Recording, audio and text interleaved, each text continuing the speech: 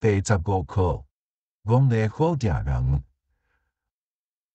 有一日，有一个人来找耶稣讲：先生，请你叫我的兄弟，甲我分阮老爸互阮的祖业。我的兄弟拢无爱甲我分。耶稣因讲：你这个人啊，什么人设立我做分家业的人？耶稣就对这人讲：我劝恁唔通贪心。无论什么人有贪心甲私心，是有罪。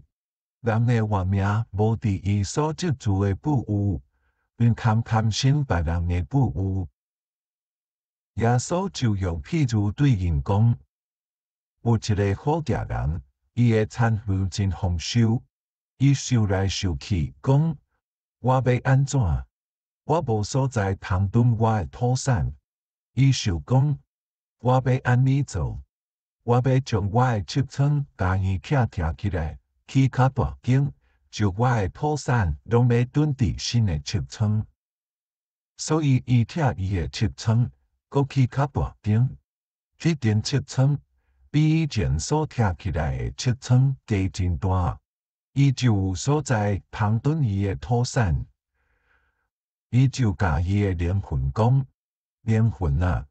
你有真济物件接触做真济年的路用，但灵魂啊，你会通亲验、明正、快乐。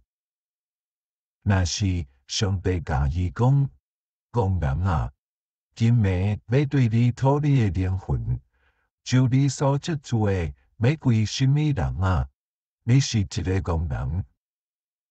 耶稣就搁讲：无论什么人为着家己积储财宝，伫上帝的面前嘛无好食，也是工人。